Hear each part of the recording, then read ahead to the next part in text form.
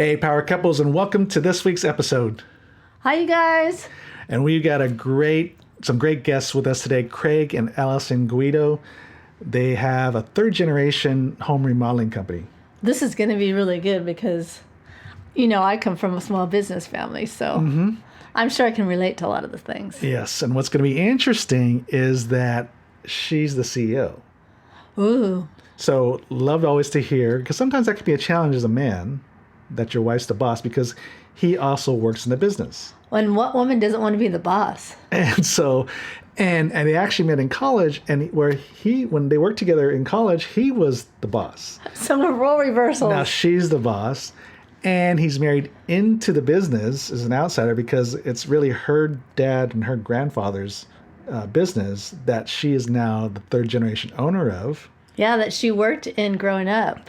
And so we talked about home remodeling business, so which means a male-dominated industry. So how does she do it?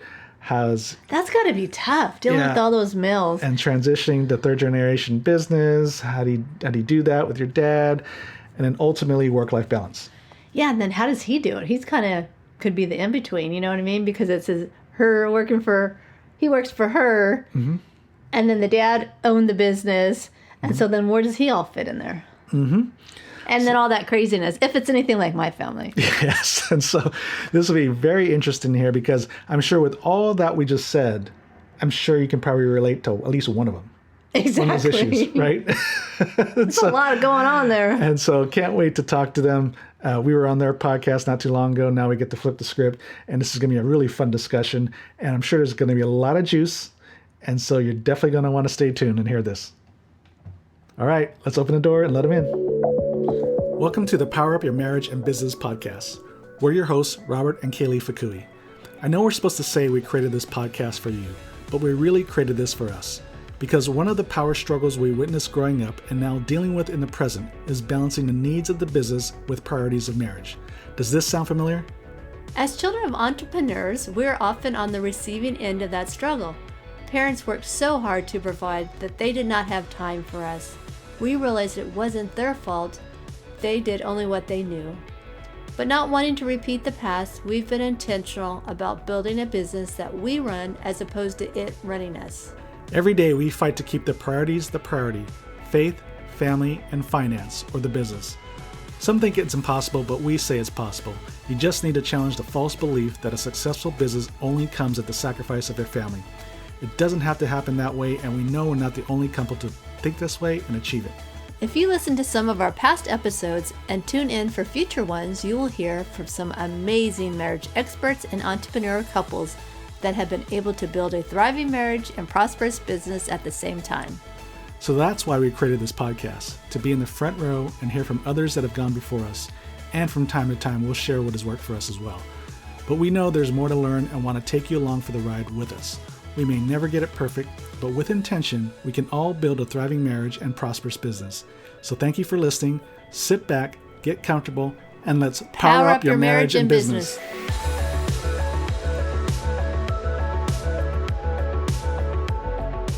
So Craig and Allison, thank you so much for showing up today. Yes, we're glad you could make it. Thank you so much for having us. Yeah, it's great to be here. And I'm glad you made it home safe, Craig, because for our listeners, Craig, there's a little bit of a snowstorm or kind of a weather issue out in the Northeast that we don't usually deal with here in Pasadena. So fortunately, he got home safe and sound, so we're glad to see that. So we get to turn the tables a little bit, right? Because we were on your show a few weeks back, and now we get to hear your story because you have a great story. You're third generation business, probably going on fourth or planning for your fourth, right? Get the little kids going into work. But anyways, want to hear about Allison. You're the CEO of the company. So go ahead. Yeah, no. So the roles are from a traditional sense in the CEO position, it's a little reverse, and you're also in a male-dominated industry in construction. So talk to us, Allison, about your roles at work and then at home. Do they change or stay the same? Yeah, that's what I was going to say. Are you the CEO at home too? Yeah, I think I definitely am the CEO at home. What would you say? Yeah, I mean, I would like to think that we share a lot of some of those decision-making roles together, but, we definitely know our strengths and weaknesses with each other. Yeah, so we run my family's remodeling company. My grandfather started it in the 50s, and then I came on in the early 2000s and was working with my dad, and I really have developed all of the systems and operating procedures and processes that we use now. Craig came onto the business a few years after me, and we definitely know that we have different skill sets. And so he is much more of a people person, and I'm much more of a organizational person. And so I think definitely at home and at work, we kind of stay in those lanes for home too. Yeah, I mean, I think for us, and we were lucky because even before we started working in the business together, we met in college, and we actually worked together in college before we even started dating. And so we learned early on, like, the strengths and weaknesses of working together and what she was good at and what I'm good at and how we can together create this, like, unstoppable team. And so that kind of had carried through us building our relationship together, through running a business together, and it's helped us be successful. Yeah, and you started off as my boss in college, and then we switched roles, and I became the technical director. Wait, are you saying you're my boss now? No. I'm your partner now. No. I totally get it. Just got you. Yeah, I'm your boss a little bit. Well, I mean, in practicality, Technically. somebody's got to have the ultimate say, right? I mean, you're going to have joint conversations, of course, but ultimately someone's got to make this final decision to go ahead. So was that a transition when, first Craig was the quote unquote boss and then now Allison, you're the boss? Was there any kind of transition that had to happen or getting used to those changing kind of roles, dynamics? I don't think so. I think because we have learned together and grown up, in a lot of ways grown up together, we kind of organically filtered into those roles. And like you said earlier, because we're running what is a multi-generational company, when we were both, there was a time when for both of us, my dad was also part of the business. And so I think initially, even though we were starting to find our own roles, my dad ended up being that kind of end point. Mm-hmm. And slowly, as he moved into retirement, I took over, a lot of those final decisions. And then a lot of times it comes down to, using all of the resources you have around you to help make good decisions with the information you have. If, a lot of times if it's coming down to something that's tech related or sales related, Craig may carry more weight, or if we're talking about things that are more budget related, my point of view may carry more weight on those.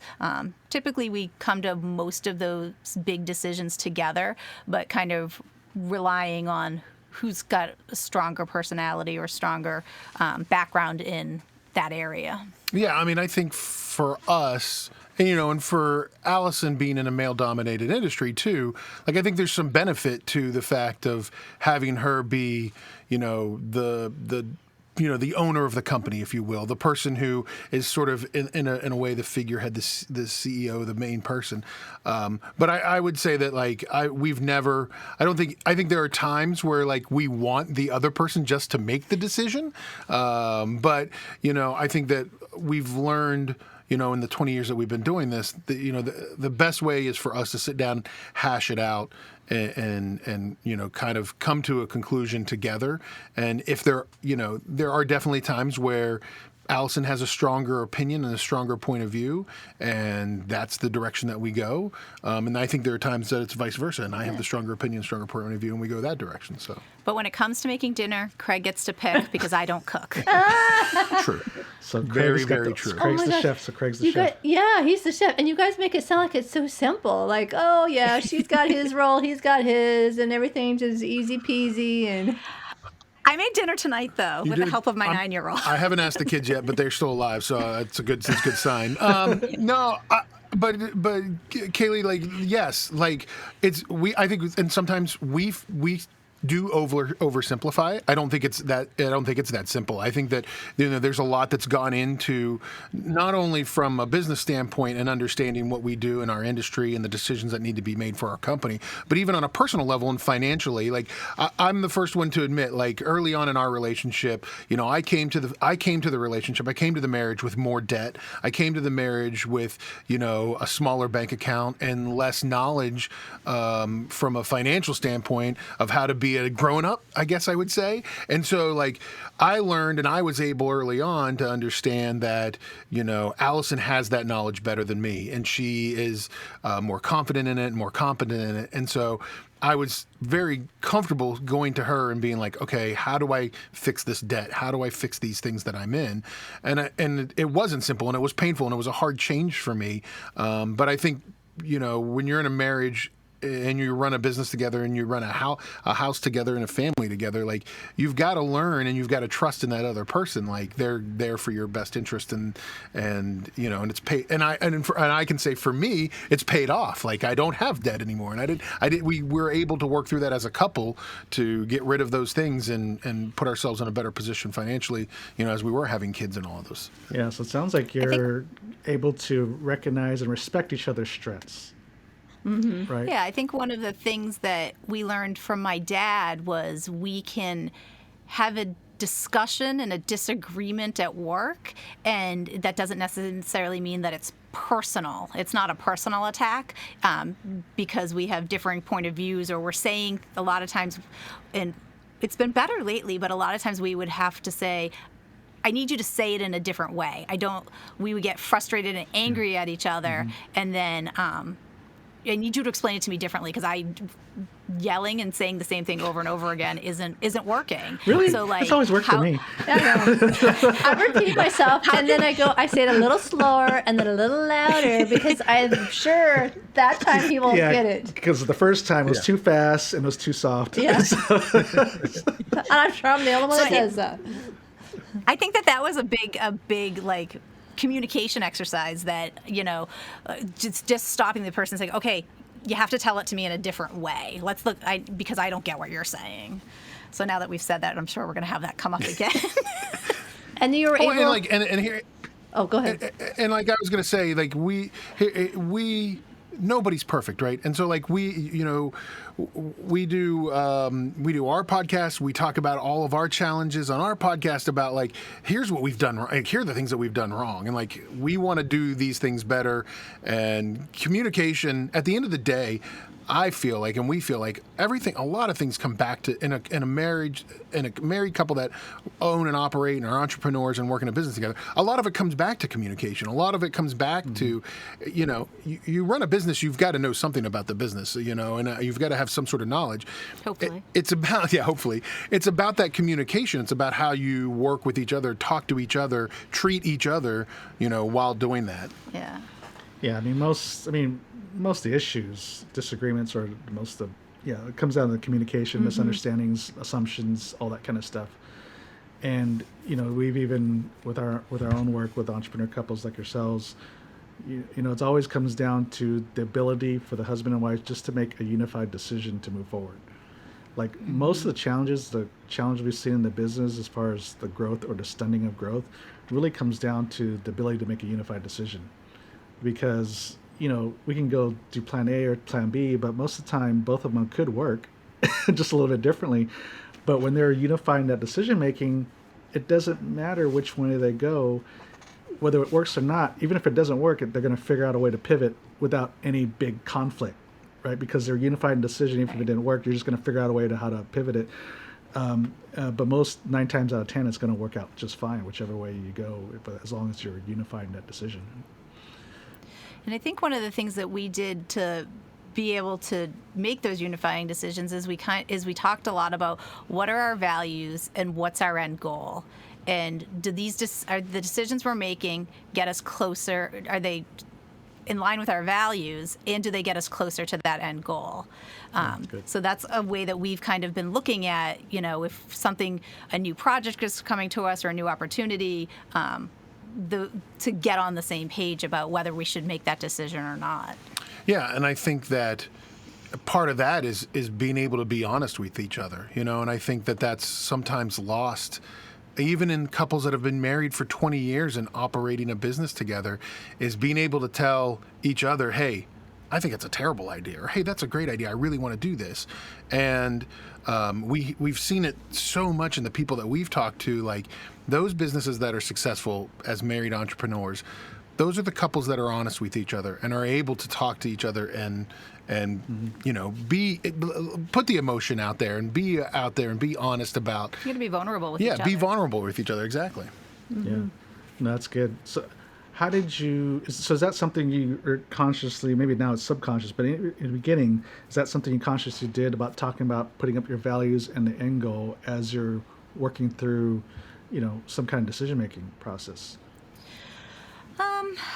For me, for the business, when I came into it, I knew that I couldn't be my dad, and I couldn't, if something goes wrong, just throw a tool belt back on and do it. So when I came into the business, my goal was I needed to build a sellable business. Whether I ever sold it or not, it needed to be something that could function without me. Right. And so I think that's kind of where I started with that point. And then along the way, as Craig came on and joined the business, and we got engaged and got married, we were in a lot of like mastermind groups and educational groups, and that was some things that they had talked to us about. And then we went and did what was it called? The Living Forward exercise that Michael Hyatt does, and it's really talks about, kind of walks you through setting those values and setting those goals. And I think that's kind of really where we jumped off from with that. Yeah, and I think, you know, looking at it not only from a personal side, like looking at it for our personal relationship as well, like I think I didn't have certain values when I came into the relationship, and I think that we decided early on, like, we need to be on the same page with this. And one of them was about, you know, debt and financial management and where we wanted to be and when we wanted to retire. And you know, finding Dave Ramsey early on for us was big, and doing the Total Money Makeover and understanding that, and then sort of building off of that with just other things from a personal, you know, way we run our lives and the way we run our finances. Which was kind of in line with what my dad had always taught us, right, to live below your means, not to get the business into a lot of debt because recessions happen. Yeah.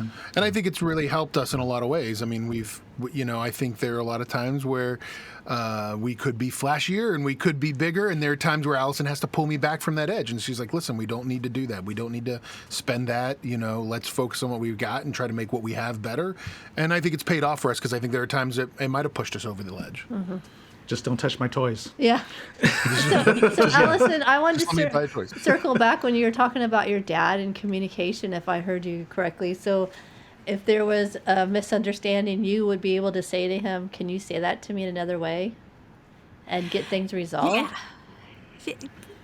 Yes, my dad and I have very similar personality styles. So coming up with the system of saying, I need you to say that in a different way, took a while. There was some arguments. Yeah, and before we got to that. But I think once we came up with that system, it worked a lot better. It worked to de-escalate any emotions either of us were having, and make the other person step back and think about what and how they were saying it, so that they could try and communicate. We could try and communicate with each other in a different way. And I think that really helped how we talk to each other. And I think we're very lucky. You know, my father-in-law, Allison's father, like the transition, albeit tough, went well between us, and the business succeeded and continued to grow. And I think multi-generational businesses, which is a complete different, you know, subject on its own, but multi-generational businesses can be very difficult, can be very tough for, you know, especially when the older generation passes it to the younger generation, and the younger generation wants change or growth or difference. And it can be tough. And we were lucky that I think that my father-in-law saw in us, you know, the potential and where we wanted to take it. I think there are a lot of mistakes that we made when we did it that I think I would suggest other people do differently. But I think that there are, you know, that communication factor between where Allison and I's values were and where her father at a retirement age and his values were at times straining on us. And I think that, for us to be able to work with him and communicate, and we've said this before, if you've heard us on our show, like we talk about every time, like the biggest thing that we did with him was I'll talk about that Monday. And so we would be at a family outing, we would be, at a family event or a wedding or a funeral, and he would start in about, this job and this person, we need to deal with that, and this, I have this idea for this thing we need to buy. And Allison started it. She would say, listen, we'll talk about that Monday. Mm-hmm. It went over to the fact that it didn't even have to be on the weekend. It could be on a Wednesday, and it just meant it became a phrase for us as a family just to be able to say, let's not talk about that now. This is not the appropriate time to tackle that. Let's talk about that when we have time to tackle it. Or that's setting boundaries between work and home, basically, right?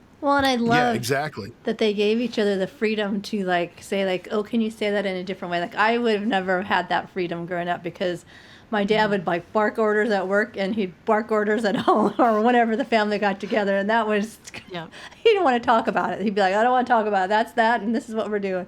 So I just think that's great that you guys were able to resolve things and give each other the freedom and the space that you needed and communicate. Yeah, I think for as tough as my dad is and as sometimes bad of a communicator as he is, I think that he was really glad to have me join the business, and he was really willing to grow and change even as old as he was at the time so that we could find ways to make it work. And I think that he was open to continuing to learn, which is where we get the continuing to learn always. He kind of set that up as an expectation to begin with. And so, I think he was like in his 60s and he took an anger management class and kind of... Did he watch the movie with Robin Williams? I don't know if he watched that movie. But he brought some of those things back to us to help set those healthy boundaries as we were working together and, building a life together. That's good. While he was still in the business, we had some really prosperous times, and then we had some really tough times, soul-crushing recession where the business was struggling. They couldn't sell their house, and so I think we were blessed in the fact that most kids who take over a business don't have parents who are willing to continue to grow and change. And although some things he said that we wanted to do were fluff and we're going to ruin the business, he gave us the rope to try and was there if we needed to make adjustments. Cool. Oh, that's great. So let's talk about this multi-generational thing, because you're a third generation, and statistically, only 4% of businesses make it to the third generation. So you're in rarefied air. So number one, congratulations. Yes, congratulations. That's a huge accomplishment. And obviously, it didn't just take one person, right? It took three happen generations. Overnight. It didn't happen three just generations. like the magic wand. We just stepped in and everything was lovely and peaceful. And so talk to us a little bit about the challenges as you're transitioning and what you've learned from that to pass on to others as they're looking to transition or do succession. I think what was challenging for me is failure was not an option.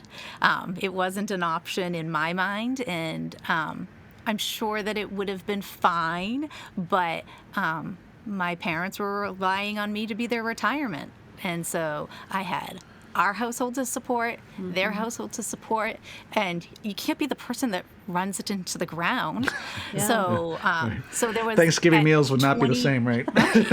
Right. At 22, there's a lot of pressure on you to figure out a way to make it work and help support everybody. So I think that was probably my biggest challenge. I didn't know what I was doing. I still don't know what I'm doing. I'm making it up as I go along. So I think that the pressure of knowing that failure wasn't an option, and I'm in an industry where I'm not, technically doing the work, and that there's a lot of people who have prejudice against having a woman boss, having, I literally have had people apply who won't talk to me, and I was like, well, if you're not even going to talk to me because I'm a woman, you can't work for my company. Exactly. How's that going to work? I don't want to talk to the boss.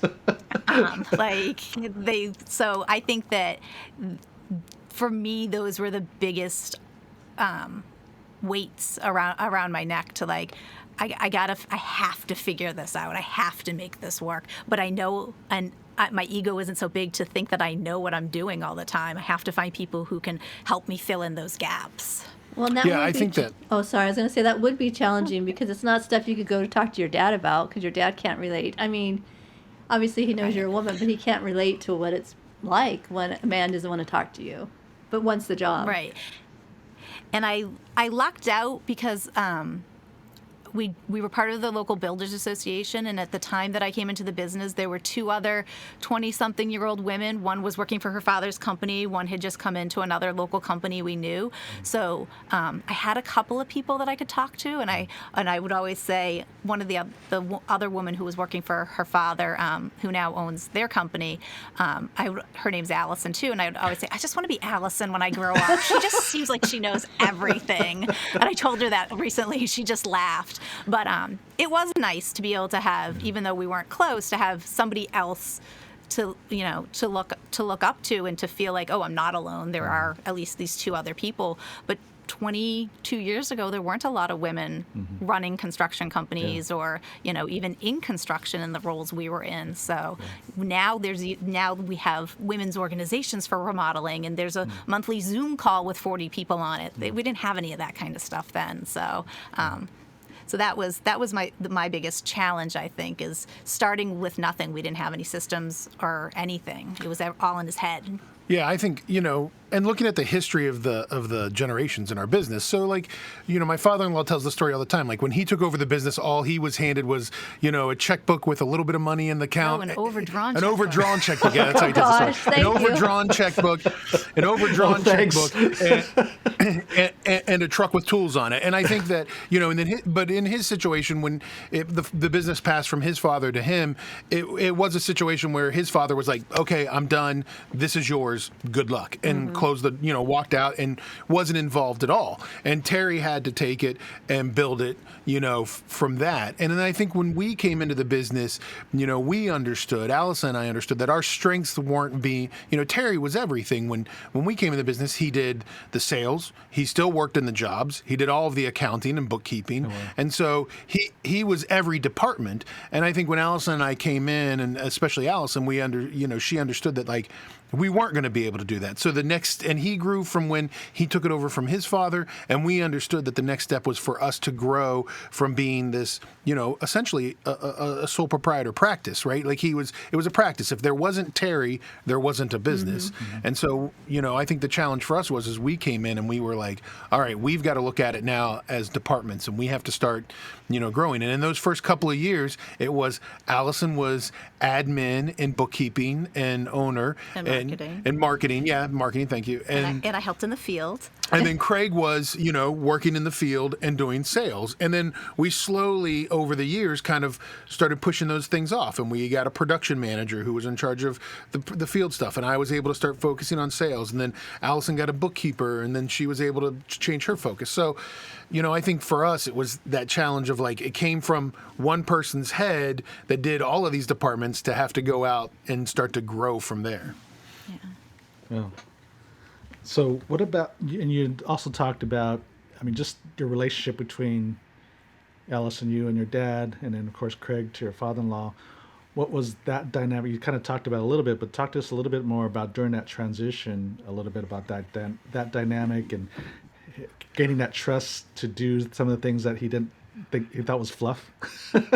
Yeah, I would say this, and I'm sure this is true with any business that's changing generations. There were good days and there were bad days. And there were days where we would yell and not talk to each other, and there were days where, we got along and it was great. I think that it took us, I think with any business, and we talk about it with Allison and I, but I think also there was this balance of power, if you will. There was this, who was the control, who had the control. And I think that, there had to be a point somewhere for my father-in-law where it clicked, and he was like, okay, I don't have control. The business is starting to outgrow me as we grew. And I think that for him, there, that change happened, I don't know, maybe 8 years after we started, taking more and more of the business over, and he started to retire more and more. And I think my one thing that I would say to anybody that's going through that is, we didn't have a plan. We never had a written plan, right? So there was never you're going to work in the business for 5 or 6 more years, or you're going to work in the business for 2 more years or whatever. And so we had this you're working for 3 months now, and then you're taking 3 months off to go to Florida, and then you'll be back, and then you're going to go on a trip for 2 weeks. And so I think it made it challenging that there was never a written plan. It's one of the things I would tell to anybody that's trying to go through what we're going through is, I know you hear people talk about business valuations and understanding how much value is this and who's paying who that. I think the biggest thing is to have to start off with something in writing. And have everybody, and have that conversation about, okay, what is your timeline? I think that what was challenging was my dad still needed the income. My mom had not yet retired either. So he needed something to do. He needed the income, but he was going back and forth. And we got to the point where Craig and I were running the day-to-day operations. And it was okay, where does he fit? And I wish that we had kind of had that transition before it was okay, where do you fit? How are you most helpful? As opposed to, what are we going to have you do where you're not messing things up? Yeah, there were definitely moments as we went through that where it was we would get very frustrated because he would be like, well, I'm back for a month and I want to be involved. And we're like, well, there's not much you can do in a month that helps us move forward. And so I think, for us, having the roles got really muddied in there for a while of who was doing what and who was in charge of what. And I think for our employees, there was a period of time where they had a hard time understanding who owned the business, right? They had a hard time understanding of who to go to, and I think that's where we failed a little bit. Is they would go to Allison and ask for something, and if they didn't get the answer they wanted, then they'd go to Terry, and so I think that became a challenge in the business, and so. Those are definitely things that we failed at. That if we can't go back in time and change it now, but if we were recommending anybody, be a little bit more intentional about what those roles are and what the plan is. And I think that as people are transitioning in multi-generational businesses, it's good for the new people, the future people who are going to take it to the next level, to be empathetic that the people who have built the business have put their heart and soul into it too, to get it to the point where it is. And at some point as you're transitioning, they're not going to understand the business sometimes if it's growing and changing. And I try to be very empathetic about the fact that we're 3-4 times the size we were when my dad kind of finally stepped out. And as we try to include him in conversations and discussions as much as we can, with the understanding that the grain of salt that he doesn't really relate to the business as it is now. And sometimes the things he says are because he's envisioning the business he was running and not the business we had. And so, we still try to include him in things and talk to him about what's going on, but maybe not as much detail as we used to, because I think he's really happy and really proud of where we've been. But it's also a little sad because in his mind, it's not his baby anymore. And for 40 years, it was. And that's not the way he did things. He's like, I've had it for 40 years, and this is how you do it. At least that's how my dad was. He's like, that's never going to work. That's a terrible idea. My dad would say. Exactly. And for the longest time, I had to not be hurt by it and just realize that it's just because he doesn't understand where we're at right now. Yeah, and I'm glad you brought up the empathy part, because I was going to say, as Craig was talking, there has to be also, you're talking about how didn't know where he fit. There's this transition that's kind of muddy, and I'm sure that's affecting him. Plus, there's that psychological factor of he's stepping out, and there's got to be that, you put your heart and soul into something, your identity's kind of tied into this, right? And so as the next generation's coming in and you're feeling like you're getting pushed down, and there's all this psychological issues too that are probably going on, that I think where the empathy comes in would help, right? There's the empathy, and then there's the defining roles, having a little bit more of a timeline and a plan of, how you're going to transition, and when you're more part-time, what's the best role in your position for you, because it helps you, it helps him, it helps the staff, right? Because all that stuff you're talking about earlier, Craig, I mean, it affects everybody. And so I think that the defined plan and definition of roles, and then of course the empathy, knowing that there's a kind of a sense of mortality, I would sense. Well, and I'm sure there's a grieving process going on. It's their baby. They're, like you were saying, their identity. It's their whole life. And things are changing. And they're like, they don't understand. Like, what's going on? It's so different now. Where do I fit into this? Do I fit in? What am I going to do with my life? Yeah. Right. And how did him figuring out how was he going to relate to us when he didn't have the business as his way to connect with us? It was a whole transition, because I mean, I've worked with the business since I was 8, doing marketing, and like that's, if you wanted to be with Dad, that's where you were. You'd go in Oh my the gosh, office and I can so relate to you, Allison. Right? So now we have this whole new dynamic where we don't want to burden you with work. You are retired. Like, how are we going to relate to each other now? What else are we going to talk about?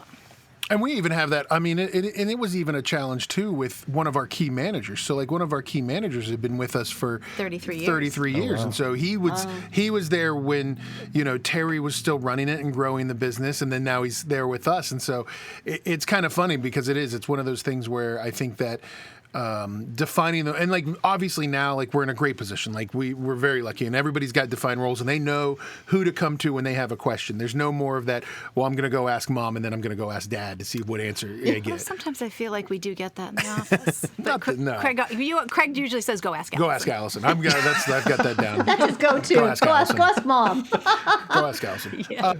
But I think that over the years, and understanding like the challenges that we went through when Terry was still involved with the business, and making sure that everybody felt comfortable with the changes and what was happening, was definitely a challenge that we didn't mentally prepare ourselves for when we were taking the business over.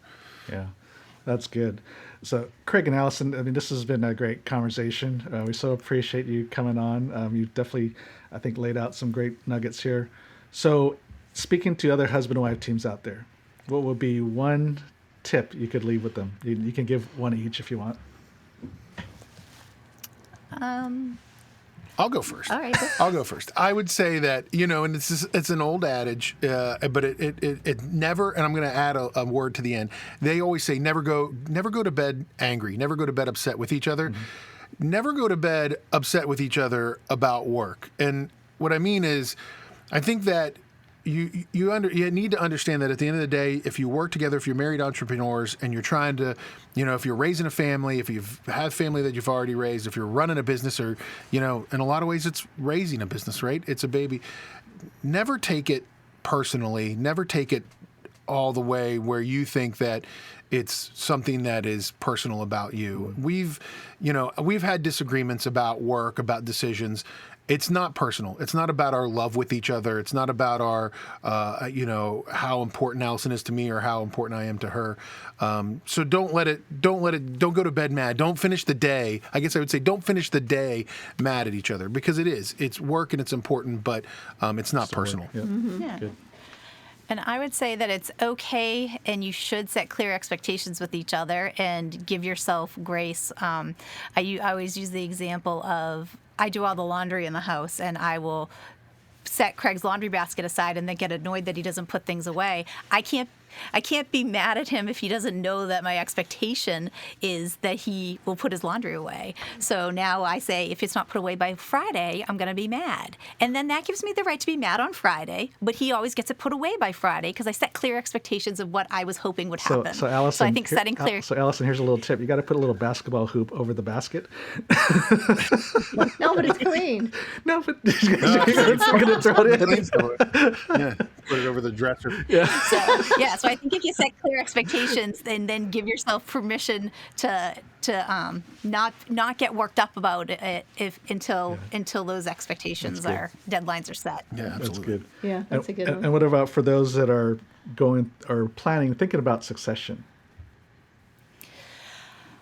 I think when you're planning about working on succession, or you're transitioning into a family business, make sure that that you know what everybody's goal is. What is the goal of the person who's going to be retiring? What's the goal of the people who's coming in?